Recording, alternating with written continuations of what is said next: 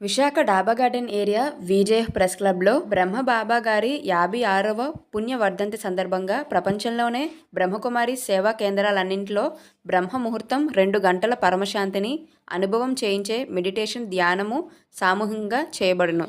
జనవరి 18వ తారీఖున బ్రహ్మకుమారిల రాజయోగ సేవ కేంద్రాలను ప్రతి ఒక్కరూ దర్శించి జీవితంలో శాంతిని అనుభవం చేసేందుకు ప్రతి ఒక్కరికి ఆహ్వానం పలుకుతున్నామంటూ ముఖ్య అతిథుల చేతుల మీదుగా జ్యోతి ఆవిష్కరణ చేశారు. అలానే మరెన్నో విషయాలు మీడియాతో మాట్లాడారు.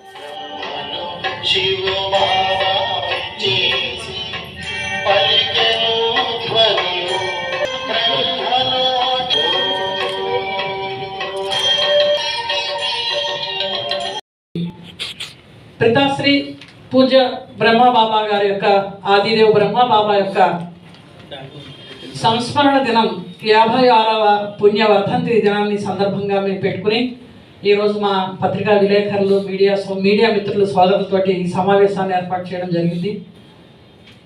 దాదా లేఖరాజు అనేటువంటి భౌతిక నామధేయం కలిగినటువంటి ప్రజాపిత బ్రహ్మ 1884 సంవత్సరంలో జన్మించారు. ఆయన 1969లో తమ భౌతిక దేహాన్ని వదిలి ఇప్పుడు విశ్వవ్యాప్తంగా అనేక రకాల సేవలను అనేక రకాల ప్రేరణను అందరికీ ఇస్తూ ఉన్నారు. అయితే చాలామంది అడుగుతూ ఉంటారు, ఏమిటి బ్రహ్మ విష్ణు మహేశ్వరుడు ఎందుకు కూర్చోబెట్టారు బ్రహ్మస్థానంలో అంటారు. ఈరోజు చలనచిత్రాల్లో మనుషులే కదా దేవతల వేషాలు వేస్తే దేవతల్లాగా మనం భావిస్తున్నాం. అలాగే మన భారతదేశంలో ముక్కోటి దేవీ దేవతల్ని కూడా వారిని విగ్రహాల రూపంలో చూస్తూ ఎంతో భావనతో పూజిస్తూ ఉన్నాం.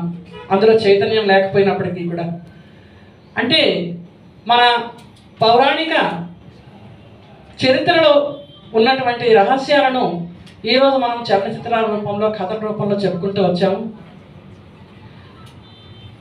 మానవులే దేవతలు అనేటువంటిది సాక్షాత్తు నిరూపించాడు ప్రజాపిత బ్రహ్మబాబా. అతను 1930 ఆ సంవత్సరంలో భారతదేశంలో పేరెన్నికగన్న సుప్రసిద్ధ వజ్రాల వ్యాపారి అయిన ఆయన దగ్గర నేపాల్ భోపాల్ మహారాజులు విక్టోరియా మహారాణి కూడా వారి దుకాణం దగ్గరకు వచ్చి నగలు కొనుగోలు చేస్తూ ఉండేవారు. దాదా లేఖరాజు గారు తమ నిశిత బుద్ధితోటి వజ్రాల పరిశీలన బాగా చేసే విధంగానే అతడు 12 మంది గురువులతోటి కూడా సత్సంగా నడుపుతూ ఉండేవారు. గురువులంటే ఎనలేనటువంటి భక్తి పరాయణత ఉండేది. పరమ నిష్ఠాగరిష్ఠుడైనటువంటి ఈ దాదా లేఖరాజు గారు అనేటువంటి మహావిష్ణు భక్తుడు అనునిత్యం కూడా భగవద్గీత పారాయణం చేయకుండా పచ్చి మంచిని కూడా తాగేటటువంటి వాడు కాదు. అటువంటి దాదా లేఖరాజు గారికి విస్తృతమైనటువంటి వ్యాపార రంగంలో ఎంతో పేరు ప్రసిద్ధులు గడించారు, ఎంతో ధనార్జన కూడా చేశారు. ఆ సందర్భంలో ఆయనకి 60 సంవత్సరాలు దాటిన తర్వాత ఆయనలో అనేక రకాల సాక్షాత్కారాలకి వారణాసి బబుల్నాథ్ ఆలయం ఉన్నటువంటి ముంబైలో ఉన్నటువంటి ఆలయాలు అవి నిలయాలుగా అయ్యాయి. ఆయనకి సాక్షాత్కారాలు ఒక దివ్య సాక్షాత్కారాల అనంతరం వారిలో మానసిక పరివర్తన అనేక రకాలుగా వచ్చి ఒక జ్ఞాన వైరాగ్యంతో కూడినటువంటి ఒక మానసిక స్థితి తయారైంది. అయితే ఈ బ్రహ్మాండమేమో ఈయన్ని దాదా లేఖరాజు గారిని త్రిమూర్తులలో బ్రహ్మస్థానంలో ఎందుకు పెట్టారంటే బ్రహ్మ కలియుగ పతిత మానవుడు. ఆయనకి ఎక్కడా కూడా గుడి లేదు, పూజ లేదు, వ్రతం లేదు. బ్రహ్మదేవునికి గడ్డాల వీసాలు చూపించారు. మన ప్రపంచ చరిత్రలో అజ్మీర్లో మాత్రమే మనం బ్రహ్మదేవునికి గుడి చూస్తాం. అయితే బ్రహ్మ అనంతమైన వైరాగ్యం కలిగినటువంటి వాడు కాబట్టి ఆయనకి వైభవాన్ని చూపించారు. ప్రజాపిత బ్రహ్మ ఎందుకన్నారంటే శాస్త్రాల్లో కూడా దక్ష ప్రజాపతి దక్షుడు యజ్ఞం రచించడం అలా ఎన్నో రకాలుగా చెప్పారు. ప్రజాపతి ప్రజాపిత అన్నా కూడా బ్రహ్మకే వర్తిస్తుంది. బ్రహ్మ రథం అన్నారు. అయితే ఈ మానవ ప్రకృతి యొక్క ఆధారం కావాల్సి వచ్చింది. కోట్లాది మంది కుమారులు గృహస్థ ధర్మంలో ఉండేటువంటి అన్ని వయసులో వారు ఆబాల గోపాలం కూడా వీరిని ఫాలో చేస్తూ వస్తున్నారంటే వారి యొక్క విశేషతలు గుణగణాలు కూడా ఎన్ని ఉండాలో ఒకసారి మీరు ఆలోచించండి. అయితే కన్యలు తమ జీవితాన్ని, కుమారులు తమ జీవితాన్ని ఈశ్వరుని యొక్క ఈ అవినాశి రుద్రగీత జ్ఞాన యజ్ఞంలో వాళ్ళు సమర్పించుకున్నారు. అంతేకాని ఇక్కడ ఎటువంటి బలవంతం కూడా ఉండదు. స్వచ్ఛందంగా ఒక పవిత్ర జీవనానికి, పవిత్రమైనటువంటి ఆధ్యాత్మిక జీవనానికి ఆకర్షించబడి ఈరోజు లక్షలాది మంది ఈ సంస్థలో చేరి వారి యొక్క అంకిత భావంతో అంకితమైన సేవలు అందిస్తున్నారు. ఈ సందర్భంగా ప్రజాపిత బ్రహ్మ యొక్క 56వ పుణ్య సమర్థ దివస్ రోజున మీ అందరికీ కూడా వారి యొక్క బ్రహ్మదేవుడు అందరికీ తండ్రి, బ్రహ్మకి మనం సంతానం అయ్యాం. అందుకే బ్రహ్మబాబా గారు కరాచీలో ఉండేటప్పుడు అక్కడ ఉండేటువంటి ఆ ఉర్దూ సామెతల్ని, ఉర్దూ భాషను కూడా వాడేవారు. ఎలాగంటే మన హైదరాబాద్లో మహారాష్ట్ర ఉర్దూ భాష, తెలుగు భాష ఇవన్నీ మిళితం చేసి మనం మాట్లాడుకుంటూ ఉంటారు. అక్కడ తేజరూపుడైనటువంటి ఆ జ్యోతి స్వరూపుడి యొక్క పరమశివుడి యొక్క సాక్షాత్కారం అవ్వడం, దాంతోపాటు ఈ సృష్టి మహావినాశనం కూడా సాక్షాత్కారం 1936లోనే జరిగింది వారికి. ఆ తర్వాత కొత్త ప్రపంచం యొక్క స్థాపన, పైనుంచి ఆకాశం నుంచి నక్షత్రాలు కిందికి వస్తూ ఉన్నారు. అటు వారు వాళ్ళు వచ్చినట్టుగా ఇది లక్ష్మీనారాయణులు వైకుంఠానికి యజమానులు ఎవరైతే ఉన్నారో వారికి పూర్తిగా సాక్షాత్కారం అయ్యారు. దానికోసం ఆ పరమాత్మ పరమశివ వ్యతిరేకతలు ఎదుర్కోవాల్సి వచ్చింది. కానీ సత్యం సత్యమే కదా. ఈరోజు చూస్తున్నాము, ఎక్కడ ఒకరితో మొదలైంది ప్రజాపిత బ్రహ్మతో, ఇప్పుడు లక్షల మంది ప్రజాపిత బ్రహ్మ కుమారులుగా పిలువబడుతూ ఉన్నారు. మళ్ళీ కొన్ని కోట్ల మంది అనుసరిస్తూ ఉన్నారు. 145 దేశాలలో కొన్ని వేల శాఖోపశాఖలుగా విస్తరించి ఉంది. విశేషమైన సేవలు అందిస్తుంది. ఒక్కరి యొక్క సంకల్పంతో మొదలైన ఈ కార్యం, వారి యొక్క త్యాగం, తపస్య, సేవ. వారి దగ్గర ఆ రోజుల్లో ఉన్నటువంటి 1936లో వారి దగ్గర 80 కోట్ల ఆస్తి. ఈ రోజుల్లో మీరు లెక్క వేయచ్చు ఎంత ఉండొచ్చు అని. దాన్ని ఆ విధంగా రెగ్యులర్గా ఎవరికైతే క్లాస్కి వస్తున్న వాళ్ళని 8 మందిని సభ్యులుగా ఏర్పాటు చేసేసి, ట్రస్ట్గా ఏర్పాటు చేసి 80 కోట్ల ఆస్తిని ఆ విధంగా రాసిచ్చేశారు ఆ మండలికి.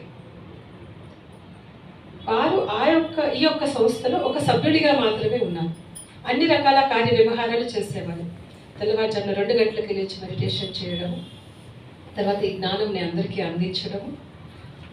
14 సంవత్సరాలు బోర్డింగ్ స్కూల్ పెట్టి వాళ్ళ దగ్గర నుంచి ఒక్క రూపాయి కూడా తీసుకోకుండా ఆ 400కి పై మంది ఉన్న పిల్లలందరికీ కూడా, వాళ్ళ కుటుంబ సభ్యులు ఎవరైతే జాయిన్ అయ్యారో వాళ్ళందరికీ కూడా వీరే మొత్తము ఏర్పాటు చేశారు. అన్ని రకాల ఏర్పాట్లు, వసతులు, భోజనము, ఎవ్రీథింగ్, ప్రతిదీ కూడా బోర్డింగ్ స్కూల్. 14 సంవత్సరాలు సాధన అయిన తర్వాత అక్కడి నుంచి అఖండ భారత్ 1950లో విభజించబడింది. విభజన భారత్ అయిన తర్వాత రాజస్థాన్ మౌంట్ అబుకి రావడం జరిగింది. అక్కడికి వచ్చిన తర్వాత విశేషమైన సేవలు మొదలయ్యాయి.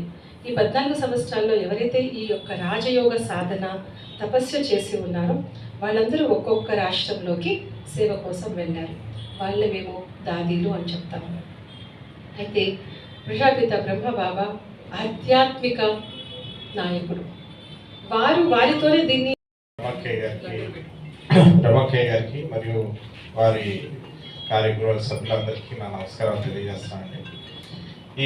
ఈ కార్యక్రమంలో నన్ను భాగస్వామ్యం చేసినందుకు నేను చాలా అదృష్టంగా భావిస్తున్నాను. ఇది ఒక అరుదైన కార్యక్రమం. చాలా కార్యక్రమాలు జరుగుతున్నాయి, కానీ ఇటువంటి కార్యక్రమంలో మనం భాగస్వామ్యం అవుతుంది మనకి పూర్వజన్మ అదృష్టంగా భావించాలి. మరి ఇవాళ అక్కడిద్దరు ప్రజాపిత మరియు బాబా గారి గురించి పూర్తిగా చెప్పడం జరిగింది. నేను 1-2 విషయాలు చెప్తదలుచుకున్నాను. ఈరోజు ఈ ప్రపంచంలోనే మరి భారతదేశం ఆధ్యాత్మిక రాజధాని అవుతుంది. రాను ఆధ్యాత్మిక మంచి ప్రశాంతత, శాంతి అంతా బోధించేది భారతదేశం అవుతుంది ప్రపంచానికి. అటువంటి ప్రక్రియలో ఎన్నో సంస్థలు మరి ఎన్నో విధానాలు ఉన్నాయి. దాంట్లో ప్రముఖ పాత్ర ఇప్పుడు అక్కయ్య గారు చెప్పారు. మనకి 145 దేశాల్లో ఏదైతే సంస్థని మరి పెట్టి ఇవాళ ఈ యొక్క శాంతి కార్యక్రమం ప్రజాపిత ప్రభుత్వ విశ్వవిద్యాలయ యొక్క ముఖ్య ఉద్దేశాలను తెలియజేస్తున్నారంటే నిజంగా అది చాలా సంతోషదాయకం. మరి మన భారతదేశంలో కూడా చూస్తున్నాము, ప్రముఖమైన వ్యక్తులు కూడా ఈ భారతదేశ ప్రధానమంత్రి, రాష్ట్రపతి, ఈ చీఫ్ మినిస్టర్స్ అందరూ కూడా ఈ సంస్థ ఎంతో గౌరవించి వాళ్ళ కార్యక్రమాలకు అటెండ్ అవుతున్నారంటే వాళ్ళ విశిష్టతను మనం గమనించాలి. అక్కయ్య గారు కరెక్ట్గా చెప్పారు. మా కుటుంబంలో కూడా మరి మా అమ్మగారు, మా పిన్ని గారు, మా అక్క అందరూ కూడా దీని సంస్థలో పూర్తిగా మరి ధ్యానం మీద దృష్టి పెట్టి వాళ్ళు ఎన్నో కార్యక్రమాలు చేస్తడం జరిగింది. మరి నేను గమనించింది ఏంటంటే వాళ్ళ మీద ఎటువంటి బలవంతం లేదు.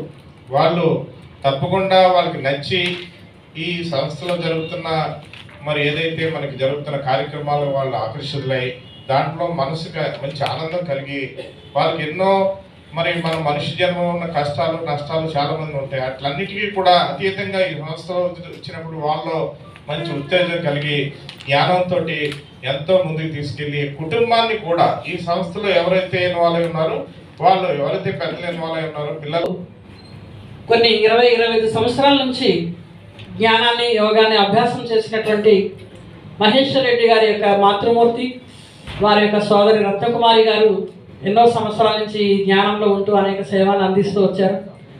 వారికి పుత్రుడు రత్నంగా జన్మించారు. వారి నోట్లోంచి ఇంత మంచి మంచి మాటలు మనం అందరం కూడా వింటున్నాము. వారిది ఎక్కడో విని, ఎక్కడో చూసి, ఎక్కడో చదివి చెప్పినటువంటి అనుభవం కాదది. వారి జీవితంలో ప్రత్యక్షంగా వాళ్ళ మాతృమూర్తిని, వాళ్ళ పిన్ని గారిని చూశారు. మన బ్రహ్మకుమారీస్ యొక్క లైఫ్ స్టైల్ ఏ విధంగా ఉంటుందో వారి మా సోదరి కీర్తి పట్నాయక్, ఆమె నాన్ గవర్నమెంటల్ ఆర్గనైజేషన్ మంచిగా వన్ మ్యాన్ ఆర్మీగా అనేక రకాల సేవలను అందిస్తూ ధనాన్ని, తనువుని, మనసుని అన్నింటినీ కూడా త్యాగం చేసి అనేక రకాలుగా సమాజానికి సేవ అందిస్తున్నారు. బ్రహ్మకుమారి ఈశ్వర విశ్వవిద్యాలయంలో వారు కూడా ఒక పాత్రని అభినయిస్తున్నారు. ఆమె కూడా ఈ జ్ఞానయోగాలను తెలుసుకున్నారు. కాబట్టి వారిని కూడా ఈ యొక్క కార్యక్రమంలో 2 విలువైన మాటలు మాట్లాడాల్సిందిగా తెలియజేస్తున్నాను. నా పేరు కీర్తి పట్నాయక్, శ్రీదేవి విజ్ఞాన జ్యోతి పరిష్కార్ చారిటబుల్ ట్రస్ట్ అనే ఒక ఆర్గనైజేషన్ 22 ఇయర్స్ నుంచి రన్ చేస్తున్నాను. అక్కయ్య చెప్పారు, నేను ఓన్లీ 1 విమెన్ ఆర్మీగానే చేస్తున్నాను. సో నా ఒక్క మినిట్ నా కోసం చెప్పుకుంటాను. నేను చాలా ఈ సంఘ సేవలో అంటే పూర్తిగా నేను మమైకమైపోయాను. నాకు ఇది ఎంతో ఇష్టమైన సేవ, నాకు చాలా ఇష్టమైన సబ్జెక్ట్ ఇది. సో ప్రతి ఒక్కరు ఉదయం నుంచి సాయంత్రం వరకు ఎన్నో లేచిన దగ్గర నుంచి పడుకునే వరకు మనకి చాలా ఒత్తిడికి గురి అవుతూ ఉంటాము. ఆ ఒత్తిడిని తగ్గించుకోవాలి అంటే మనకి భక్తిభావం అనేది చాలా అవసరం. అట్లాగే సేవ అనేది చాలా తృప్తినిస్తుంది. నిజంగా ఇది ఒక మంచి కార్యక్రమం. అక్కయ్య రామేశ్వరి అక్కయ్య ఒక 4 సంవత్సరాల క్రితం నేను దుర్గాంబిక మాలలో ఉన్నప్పుడు ఆవిడ నాకు పరిచయం అయ్యారు. అప్పటి నుంచి ఆవిడని నేను వాచ్ చేస్తూ ఉన్నాను, నన్ను కూడా ఆవిడ వాచ్ చేస్తూ ఉన్నారు. సో ఎంత చక్కటి కార్యక్రమాలు చేస్తూ ఉంటారు అంటే అది విలువ కట్టలేని సంపద. నిజంగా ఈరోజు బాబా గారి శివైకమైన దినం. సో అతని ఇలాంటి ఒక పవిత్ర దినం పురస్కరించుకొని నేను రావడం, నన్ను ఆవిడ ఆహ్వానించడం చాలా చాలా ఆనందంగా ఉంది. నిజంగా బ్రహ్మకుమారీలు అంటే మీరంతా ఒక సంస్థ అనుకుంటున్నారు. ఇది సంస్థ అయితే కాదు, ఒక వ్యవస్థ. నిజంగా వీరంతా కూడా శివుని బిడ్డలు, ఎంతో జీవితాన్ని త్యాగం చేసిన మహా మునులు. సో ఇలాంటి ఒక వ్యవస్థకి నేను ఒక అతిథిగా మిత్రులు మహేష్ రెడ్డి గారు, అట్లాగే మరో మిత్రులు మణిభూషణ్, వీళ్ళందరితో చక్కటి ఈ అవకాశం నేను అక్కయ్యలు వీళ్ళ పేర్లు నాకు శివలేల అక్కయ్య గారు, సో సోమేశ్వరి అక్కయ్య, చాలా చాలా ఆనందంగా గర్వంగా ఉంది. ఒక చక్కటి ఆధ్యాత్మిక కార్యక్రమం. ఇలాంటిది ప్రతి ఒక్కరు అలవర్చుకోవాలి. ఎవరికి తగ్గట్టు వాళ్ళు ఆధ్యాత్మికతలో నడవాలి, భక్తిని ప్రోత్సహించాలి. ప్రతి ఒక్కరు ఏదో ఒకటి మీకు నచ్చిన చిన్నదైనా సంఘ సేవ చేస్తూ ఉండాలి. దానికి మించిన తృప్తి ఈ జీవితంలో ఏమీ ఉండదు. నిజంగా సేవ అనేది ఒక పెద్ద సంపద, అది ఒక పెద్ద ఆధ్యాత్మికత, విలువ కట్టలేని ఒక సంపద. అలాంటి సేవ, అలాంటి భక్తి మనం అలవర్చుకుంటే మన దేశాన్ని, మనల్ని మనం ఎంతో ముందుకు నడిపించుకోవచ్చు. అలాంటి ఒక చక్కని కార్యక్రమం ఈ బ్రహ్మకుమారీలు చేస్తున్నారు. వీళ్ళంతా శివునికి బిడ్డలు, ముద్దు బిడ్డలు. ఇలాంటి ఒక ముద్దు బిడ్డలు ఈ కార్యక్రమంలో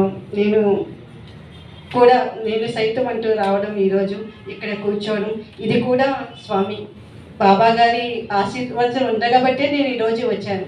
అంటే నాలో కూడా అతను ఉన్నారు అన్నమాట, అందుకే రాగలిగాను. ఇప్పుడే చెప్పారు ఆవిడ, ప్రతి ఒక్కరిలో అతను ఉన్నారు అని. సో నాలో ఉండగబట్టి, నా సేవా కార్యక్రమాలకి అతను స్పందించగబట్టి నేను ఇక్కడికి రాగలిగాను. నేను సేవా కార్యక్రమాల్లో 2 డాక్టరేట్లు, 3 స్టేట్ అవార్డులు, 15 మన గవర్నమెంట్ అవార్డులు తీసుకున్నాను. Abdul Kalam award, state biodiversity award, Indian navy నుంచి ఎవరు తీసుకోలేని అవార్డు నేను తీసుకున్నాను. జియో ట్యాగ్స్ అవన్నీ చేయించి వాళ్ళకి 1 లక్ష మొక్కలు ఇచ్చి, సో ఇంత మంచి సర్వీస్ నేను చేస్తున్నాను కాబట్టి బాబా గారు నాకు ఆశీర్వదించారు, స్పందించారు, నన్ను ఇక్కడికి అక్కయ్య రూపంలో పిలిపించారు. ఇంత చక్కటి ఈ కార్యక్రమానికి నేను వచ్చినందుకు నిజంగా మనస్ఫూర్తిగా ఆనందిస్తున్నాను. ప్రతి ఒక్కరు భక్తిని అలవర్చుకోండి, ప్రతి ఒక్కరూ బాబా బిడ్డగా జీవించండి, మంచిలో నడవండి. నమస్తే. సిద్ధాంతాలను బోధించినప్పుడు ఎన్నో విషయాన్ని ఎదుర్కోవాల్సి వచ్చింది. అలా ప్రజాపిత బ్రహ్మ కూడాను ఎన్నో విషయాన్ని ఈ రోజు వరకు కూడాను ఎదుర్కొంటూ ఉన్నారు. ప్రజాపిత బ్రహ్మ యొక్క మహోన్నత అనేది ఏంటి అనేది, వారి వ్యక్తిత్వం ఏంటి అనేది తెలుసుకునే ప్రయత్నం చాలా తక్కువ మందే చేస్తారు. ఈరోజు మనుషులు ప్రజల్లో అటువంటి శక్తి ఎలా ఉంది అంటే, ఎవరినైనా సరే ఒక మంచి పని చేశారనుకోండి, వారిని గుర్తించే చాలా తక్కువ, జ్ఞాపక శక్తి తక్కువ. కానీ ఎవరినైనా ఏదైనా ఆరోపణ నిందలు వేసినప్పుడు దాన్ని గుర్తు పెట్టుకునేది చాలా ఎక్కువ ఉంటుంది. ఈరోజు ప్రజల్లో ఉండేటువంటి విషయం అన్నమాట. అంటే భగవంతుడు ఏం చెప్తారంటే, ఇక్కడ నన్ను మీరు స్థూలమైనటువంటి ఈ చర్మశక్తులతో చూడలేరు, మనోనేత్రంతో మాత్రమే మీరు నన్ను చూడగలరు అని ఇది గీతలో కూడా, భగవద్గీతలో కూడా ఉంది. అంటే దూరదేశ నివాసి, దూర ప్రయాణికుడు, యాత్రికుడు పరమాత్ముడు ఈ యొక్క శరీరంలోకి వచ్చినప్పుడు ఈ స్థూలమైన కన్నులతో మనం చూడలేము, కానీ హృదయంతో వారిని మనం గుర్తించగలము, మనోనేత్రంతో వారిని మనం తెలుసుకోగలం, గుర్తించగలం, ఆ అనుభూతిని మనం పొందగలం పరమాత్మని. ఎందుకంటే పరమాత్మకి తమకంటూ శరీరం అనేది లేదు కదా, అందుకని పరమాత్మ ఈ శరీరాన్ని తీసుకున్నారు. సో ప్రపంచంలో ఇంతమంది మానవులు ఉన్నప్పటికీ కూడా ఈ శరీరాన్ని అతను ఎంచుకున్నారు అంటే ఇతని యొక్క విశేషత ఏంటి, గొప్పతనం ఏంటి, వ్యక్తిత్వం ఏంటి అనేది మనం ఆయన యొక్క జీవిత చరిత్ర చదవడం, భేదం లేకుండా ఉచితంగా ఈ సంస్థ సర్వవేళలా కూడా జ్ఞానం, యోగం, సేవ అనేటువంటి దృక్పథంతో సేవల్ని సర్వవేళల్లో బ్రహ్మకుమారి సంస్థ అందిస్తుంది. ఈ అవకాశం ఇచ్చినటువంటి అందరికీ కూడా ధన్యవాదాలు.